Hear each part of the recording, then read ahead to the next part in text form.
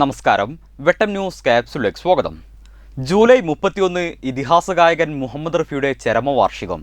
മുഹമ്മദ് റഫിയുടെ കടുത്ത ആരാധകനായ തിരൂർ ചോലക്കൽ സൈഫുള്ളയുടെ കൈവശം റഫിയുടെ ഏകദേശം 5000-ഓളം ഗാനങ്ങളുടെ അപൂർവ ശേഖരമുണ്ട്. മുഹമ്മദ് റഫിയുടെ ഗാനങ്ങളുടെ ഈ അപൂർവ ശേഖരത്തെക്കുറിച്ച് കൂടുതൽ അറിയുന്നതിനും പഠിക്കുന്നതിനുമായി തിരൂരിലെ കലാകാരന്മാരുടെ കൂട്ടായ്മയായ തിരൂർ ആർട്ട് സൊസൈറ്റി പ്രവർത്തകർ സൈഫുള്ളയുടെ വീട് സന്ദർശിച്ചു.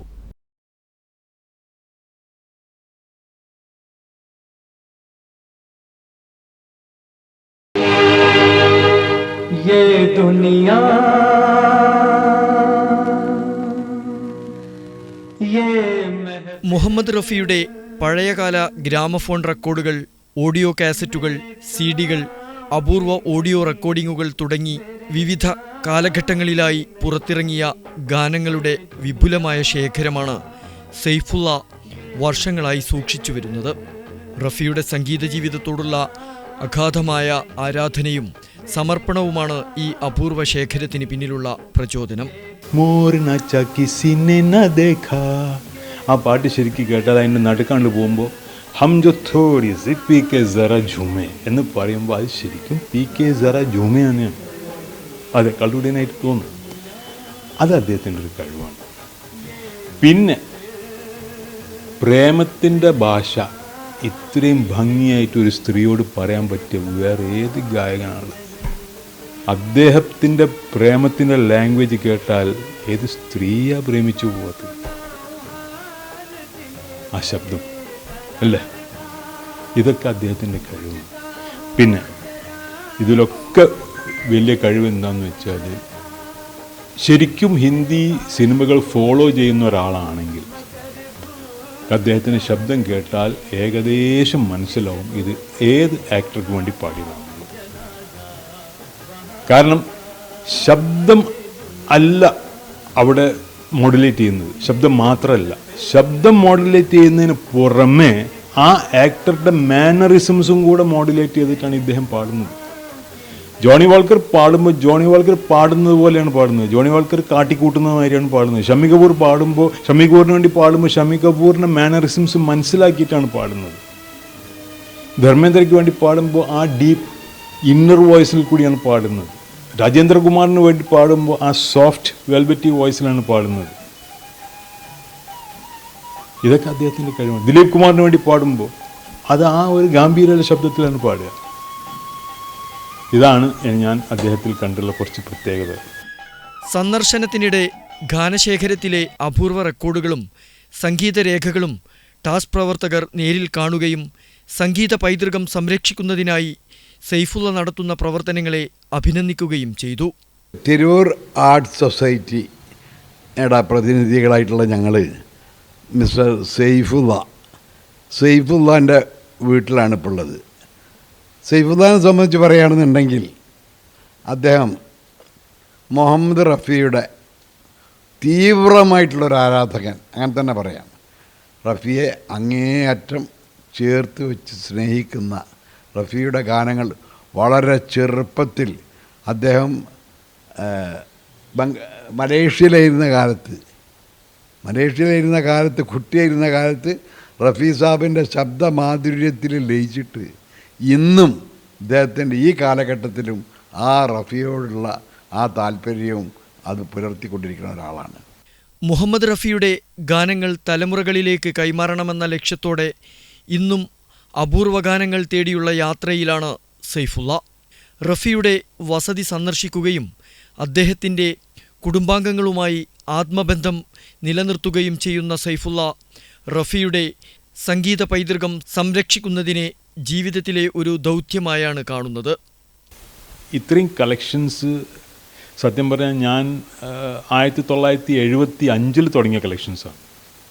67 അദ്ദേഹത്തോടുള്ള ഈ ഇഷ്ടം തോന്നിയതെങ്കിലും ഞാൻ പാട്ട് കളക്ട് ചെയ്യാൻ തുടങ്ങിയത് 75.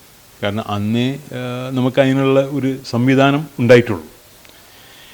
ഈ കളക്ഷൻ കഴിഞ്ഞ 50 വർഷമായിട്ട് വളരെ ബുദ്ധിമുട്ടിയിട്ട് ഉണ്ടാക്കി വെച്ചുള്ളൊരു കളക്ഷനാണ്. ഈ കളക്ഷൻ എൻ്റെ കാലശേഷം എന്താവും എന്നുള്ളത് എനിക്കൊരാശങ്കയുണ്ട്. കാരണം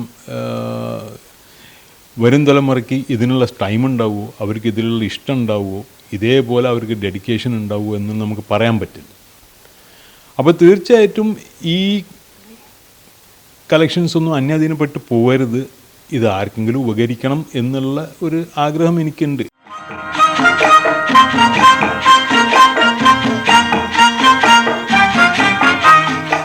एक दीप मोहब्बत का कह दो तो जला दूं मैं, गुस्ताखी माँ, गुस्ताखी माँ, चेहरे पे गिरी जुल्फे कह दो तो हटा दूं मैं, गुस्ताखी माँ, गुस्ताखी माँ.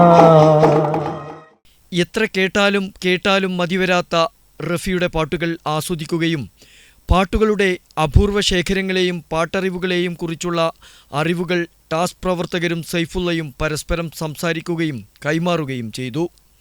സൈഫുള്ള സാബ്, അപ്പോൾ താങ്കൾ പിന്നെ നിരവധി കാലങ്ങളായിട്ട് റഫി സാബിൻ്റെ കൂടെ നിന്നിട്ട് അദ്ദേഹത്തിൻ്റെ ഈ പാട്ടുകൾ വളരെയധികം ശേഖരിച്ചു കൊണ്ടിരിക്കുന്ന ഒരു വ്യക്തിയാണെന്ന് അറിയാൻ കഴിഞ്ഞിട്ടുണ്ട്. ഏകദേശം 5000-ലധികം പാട്ടുകൾ താങ്കൾ ശേഖരിച്ച് വെച്ചിട്ടുണ്ട്. എന്താണ് താങ്കൾക്ക് റാഫിക്കയോട് ഇത്ര ഇഷ്ടം തോന്നാനുള്ള കാരണം? റഫി സാബിൻ്റെ പാട്ടുകളോടുള്ള സ്നേഹം എനിക്ക് തുടങ്ങുന്നത് 1967. അന്ന് എനിക്ക് 5 വയസ്സാണ്. ഈ 5 വയസ്സ് പ്രായത്തിൽ അന്യരാജ്യത്ത് മലേഷ്യയിലായിരുന്നു ഞാൻ. ജീവിക്കുന്ന ഒരാൾക്ക് ഭാഷ എന്താണെന്നറിയില്ല, പാട്ടെന്താണെന്നറിയില്ല, സംഗീതം എന്താണെന്നറിയില്ല, റഫി സാബ് എന്ന് പറഞ്ഞത് ആരാണെന്നറിയില്ല, ഒന്നും അറിയില്ല. ആ കാലഘട്ടത്തിൽ വന്നൊരു സിനിമയായിരുന്നു തീസ്രി മൻസിൽ, ഷമി കപൂറിൻ്റെ തീസ്രി മൻസിൽ. അന്നത്തെ ഒരു സൂപ്പർ ഹിറ്റ് പടം. 1966 ഇവിടെ റിലീസാവുന്നത്, മലേഷ്യയിൽ വരുന്നത് 1967. അതെ, അന്ന് അതിൽ ഒരു സോങ് ഉണ്ടായിരുന്നു, തുമ്നെ മുझे देखा എന്ന് പറഞ്ഞിട്ടൊരു പാട്ടുണ്ടായിരുന്നു. ആ പാട്ടാണ് സത്യത്തിൽ റഫി സാബിനോട് എനിക്ക് ഈ അഗാധമായ പ്രേമം തോന്നാനുള്ള ഒരു കാരണം. ആ പാട്ടാണ്. ആ പാട്ടിൽ എന്തോ ഒരു മാജിക് ഉണ്ടായിരുന്നു, അത് എന്നെ ആകർഷിച്ചു. ആ മാജിക്ക് ഇന്ന് 2026 ഈ ജൂലൈ മാസം വരെ നിലനിന്ന് പോന്നിട്ടുണ്ട്. 60 വർഷമായിട്ട് ഞാൻ നിലനിർത്തിയിട്ടുണ്ട്. എനിക്ക് ആ വോയിസിനേക്കാളും നല്ലൊരു വോയിസായിട്ട് എനിക്ക് മറ്റൊരു വോയിസും എനിക്ക് തോന്നിയിട്ടില്ല, എന്നെ ആകർഷിച്ചിട്ടുമില്ല. അപ്പോൾ അതിൻ്റെ കാരണങ്ങൾ എന്തെന്ന് ചോദിച്ചാൽ എനിക്ക് കൃത്യമായിട്ട് പറയാൻ പറ്റില്ല. കാരണം ഞാൻ നേരത്തെ പറഞ്ഞ മാതിരി എനിക്ക് ഭാഷയോ അല്ലെങ്കിൽ അതിൻ്റെ മീനിങ്ങോ ഒന്നും അറിയാത്തൊരു കാലഘട്ടത്തിൽ ആ ശബ്ദത്തിനോട് തോന്നിയൊരു പ്രേമമാണ് ഇന്നും ഞാൻ നിലനിർത്തുന്നത്. ഇന്ന് എല്ലാം അറിയാം, ഇന്ന് മീനിങ്ങും വേർഡ്സും ലിറിക്സും ഒക്കെ എനിക്ക് അറിയാം. പക്ഷെ അന്ന് ഇതൊന്നും അറിയില്ലേ. അന്ന് തുടങ്ങിയതാണ് എൻ്റെ ഈ പാട്ടിൻ്റെ ശേഖരം. സൈഫ് സാർ, ഈ റാഫിക്കയുടെ ഇത്രയും വലിയൊരു ആരാധകനാണല്ലോ.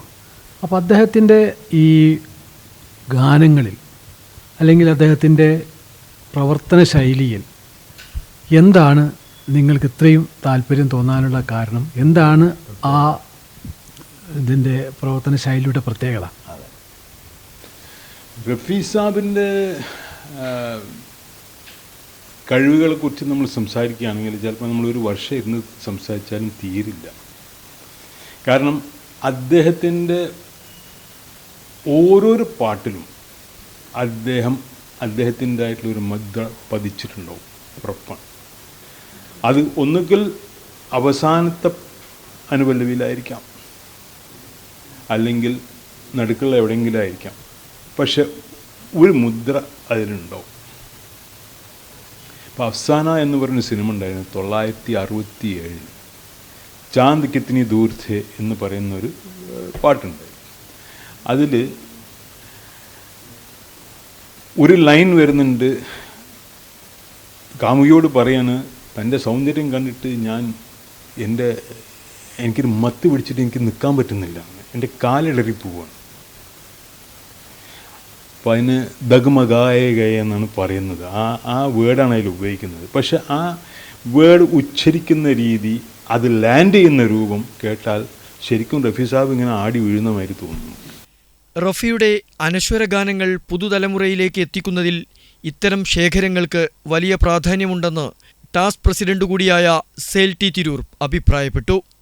മുഹമ്മദ് റഫീ സാഹിബിൻ്റെ 5000-ലധികം പാട്ടുകൾ കളക്ട് ചെയ്ത് വെച്ചുകൊണ്ട് ഒരു മനുഷ്യൻ ഇങ്ങനെ ജീവിക്കുക എന്ന് പറഞ്ഞാൽ അദ്ദേഹത്തിന് റഫീ സാഹിബിനോടുള്ള ആ സ്നേഹവും ആത്മാർത്ഥതയുമാണെന്ന് മനസ്സിലാക്കാം.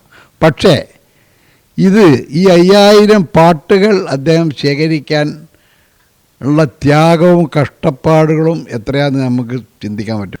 മുഹമ്മദ് റഫീ സാഹിബ് 46 വർഷം മുമ്പ് നമ്മളെ വിട്ടുപോയിട്ടും ഇന്നും നമ്മളെ ഓർമ്മകളിൽ റഫീ സാഹിബ് ജീവിക്കുന്നുണ്ടെങ്കിൽ അദ്ദേഹത്തിൻ്റെ ആ മേന്മ നമുക്ക് ഉൾക്കൊള്ളാവുന്നതേ ഉള്ളൂ. അപ്പോൾ ഞാൻ പറയുന്നത് സൈഫുള്ള ഈ കളക്ഷൻസ് ഉണ്ടാക്കി വെച്ചിട്ടുള്ളത് അദ്ദേഹത്തിൻ്റെ ഏറ്റവും വലിയൊരു ഗ്രേസ്, ഒരു നേട്ടമായിട്ട് നമ്മൾ കാണുകയാണ്. ടാസ് പ്രതിനിധികളായ സെയിൽ ടി തിരൂർ, ബഷീർ പുത്തൻവീട്ടിൽ, ജയരാജ്, കുമാരൻ, ബദറുദ്ദീൻ, സത്യൻ, ഹനീഫ തിരൂർ തുടങ്ങിയവരാണ് റഫിയുടെ അപൂർവ ഗാനശേഖരം കാണാനെത്തിയത്. സൈഫുള്ളയുടെ ചോലക്കൽ വീട്ടിൽ റഫിയുടെ അനശ്വര ഗാനങ്ങളെ അനുസ്മരിക്കാനും അദ്ദേഹത്തിൻ്റെ അപൂർവ ഗാനശേഖരം സംഗീതാസ്വാദകർക്കായി പരിചയപ്പെടുത്താനും ഇവിടെ ഇനിയും അവസരങ്ങളൊരുങ്ങും. ബെട്ടം ന്യൂസ്, തിരൂർ. फूल बरसाओ, मेरा महबूब आया है, मेरा महबूब